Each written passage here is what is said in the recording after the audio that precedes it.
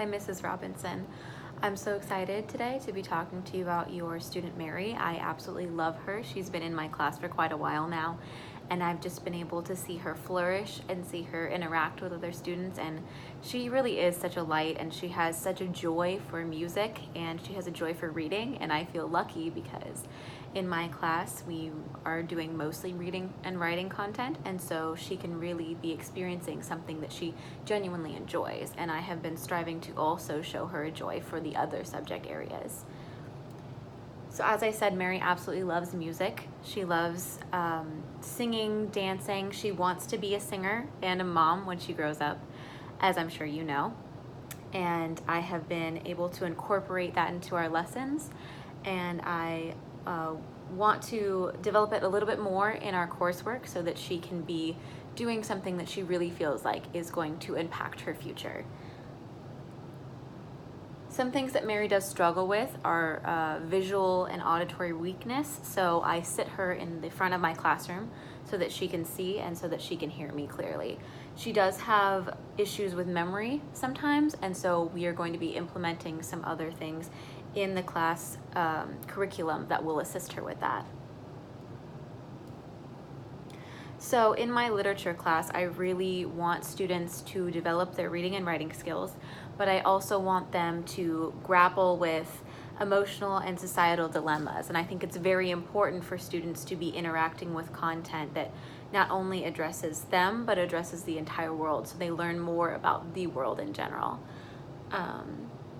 So students in my class are responsible for reading and writing. We do group projects, we do presentations, we do discussions in class, and we have assignments outside of that. So Mary has been doing all of this coursework throughout the year. Some of the standards associated with literature are grasping key concepts and ideas and forming complex ideas of their own.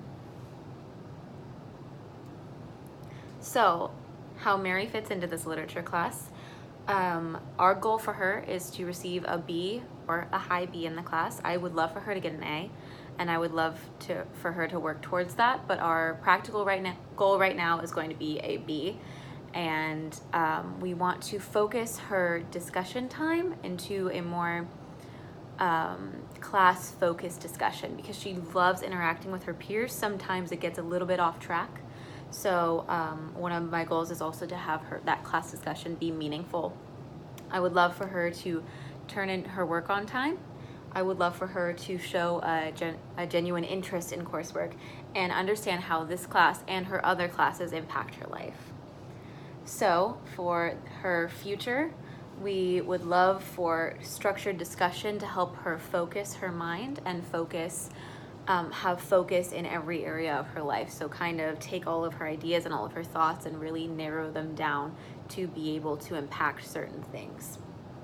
And we would love for her to be able to show an interest in things outside of her own comfort zone, because sometimes she does get a little bit lazy or uninterested in things that she is not directly interested in. And so we would love to expand her appreciation for other topics other than the ones that she is absolutely interested in.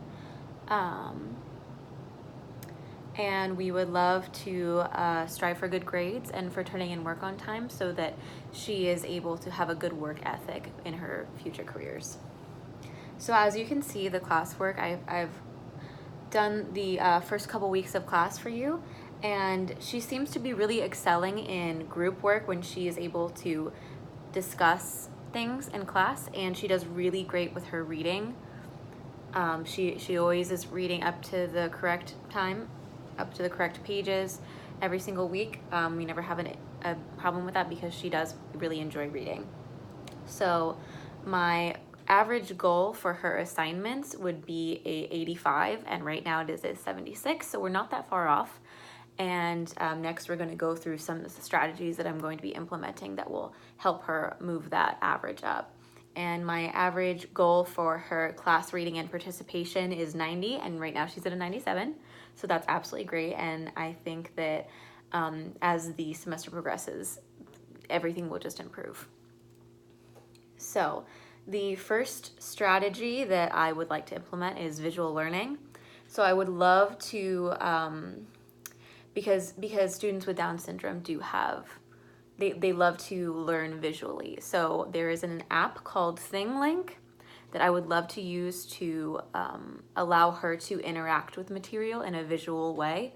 And so not only will I have, a presentation up on the board, but she will also be able to interact with it at home or on a computer that she may have in class. And I have some links in here that you can check out. You can look through so that you can learn more about the tool, so that you can help Mary learn more about the tool. And of course, I will assist her with that as well. And I also have an example of how I would use that in a class setting. So I would use it primarily to introduce books and introduce assignments so that she has a clear outline of what is expected of her and what we're going to be going over. The next strategy is using music to assist her memory. So I would love to use the cultural or societal music of the book we are studying to help her to remember her coursework and the things that we have discussed in lessons. So either songs that directly relate to the book or songs that relate to the society around the book. And I think that that would really assist her with remembering.